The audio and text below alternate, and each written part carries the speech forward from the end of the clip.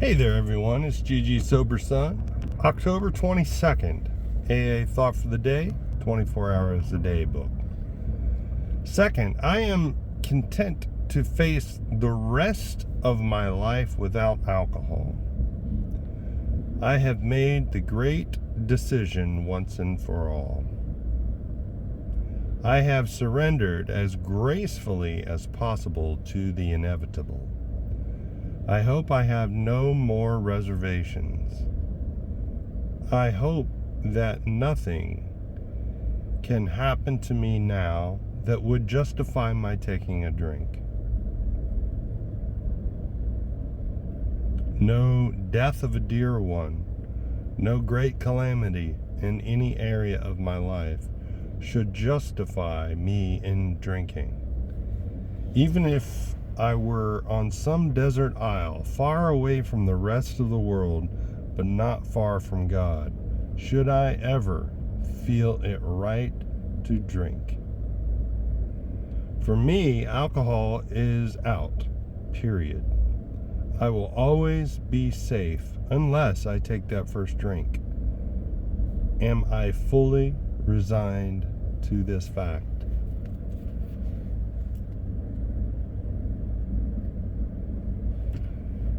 That first sentence, or the second sentence, I have made the great decision once and for all. I have surrendered as gracefully as possible. I am content to face the rest of my life without alcohol. So, for me, it's important that I'm content without alcohol. I didn't get sober to be restless, irritable, and discontent all the time. There are going to be times when I am restless, irritable, and discontent. Those emotions are there for a reason, to point me in the right direction. When I'm out of step with the God of my understanding, I should feel restless, irritable, and discontent. I should feel, a great sense of grief at the end of a relationship. Because if I'm out of step with the God of my understanding, I should feel feelings. That feelings are what I ran from, because they were so intense, right? And so if I'm constantly, as I did, running from my emotions, I'm not learning anything from what those emotions are trying to teach me. So if I get dysregulated, my first thought should be process. Turn to my higher power. Talk to somebody about it. Make amends if I have to. Right? Turn my thoughts to someone I can help. If I jump one of those measures, say I go straight to turn myself to someone I can help, there's such a desperation in my quote-unquote service work that people can sense that. So I have to first turn to my higher power and ask God at once to remove it. This is 10th step stuff, right? And this is the 10th month. I don't know that that's necessarily the aim of this particular reading, but it's definitely talking about it's actually not talking about being content in sobriety. It's just saying, I am content to face the rest of my life without alcohol, but without a higher power in my life, it's drudgery. It's a life consigned to being stupid, boring, and glum, as it talks about in the big book. But I know that's not true. There's no more abundant of a life that I could live, but in the service of my higher power, the God of my understanding, conforming my will to God's will. That's where the true abundant life, and I was thinking that alcohol was giving me an abundant life, and it, there were times when I had fun. There were times when alcohol gave me the ability to get outside of my own head and enjoy life a little more, because I was so bound up with my own fears and self-consciousness, right? Negative self-consciousness, I should say, that I couldn't break free without a power greater than me, right? I was just finding that power greater than me, and I thought that I had found it in alcohol, and that was the problem, because I kept wanting more and more and more of that, what that had to offer, and I came to the end of it. Thankfully for me, I came to the end of it before I lost everything. I just realized that, I was sick and tired of feeling sick and tired all the time, and I realized that I had so many problems, I despaired of ever solving them. If you had my problems, you'd drink too, is what I said for so long, until finally I realized that all my goals and aspirations, grandiose as they were, I wasn't getting anywhere close to them because of alcohol. Because I kept settling, basically. So yeah, I'm a member of the No Matter What club. No matter what, I'm not going to drink. I'm going to avoid alcohol. No matter what, I'm going to stay abstinent from alcohol.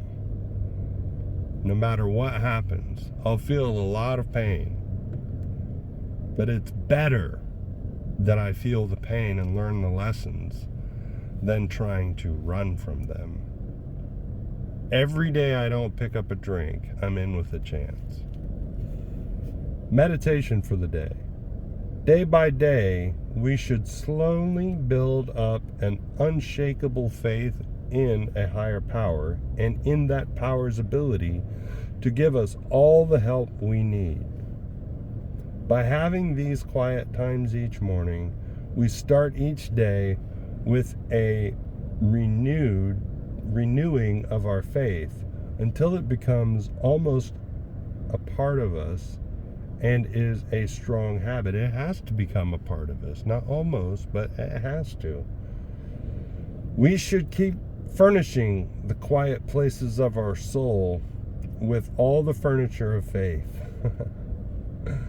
We should try to fill our thoughts each day with all that is harmonious and good, beautiful and enduring. Yes, the really big book talks about whatever is pure, whatever is good, whatever is holy. Meditate on these things. As a man thinketh, so he is. That's a common phrase. Proverb. It might be a proverb. I don't know. But yeah, if I scan my day for good things, I'm subconsciously, if I make a habit of deliberately doing that, I'm also subconsciously scanning my environment for good and positive things. That's just common positive psychology. But it's also a spiritual principle. So if you want to develop that muscle, you do well to improve your attitude and outlook on life by doing so.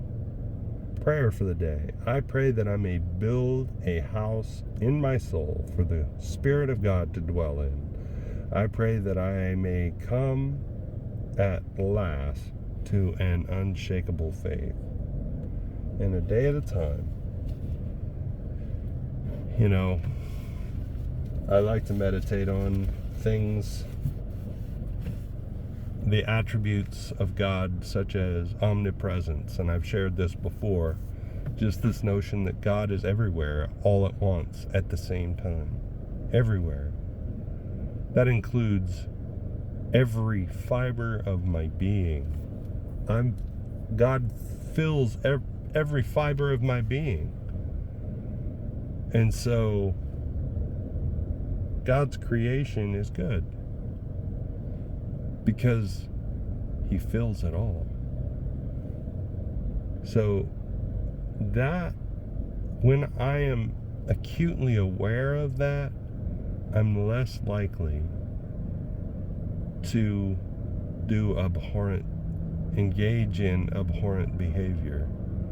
And it's not like I'm trying to be good. It's just, I know who I am. I know what my real identity is. And if you want to talk about spiritual things and you know, the enemy of sobriety, you know, the evil one, the only power it has is to fake us out, right? To make us think that, oh, this thing that's happened to me is going to be forever, or I deserve this. And it always speaks in first person singular pronouns, right? I deserve this. This is too much. I need relief. And I know where to get it, right? So we just have to be able to, and it sounds just like us, right? In our own language, self-talk. The only way we can discern between that and the God of our understanding is what it says.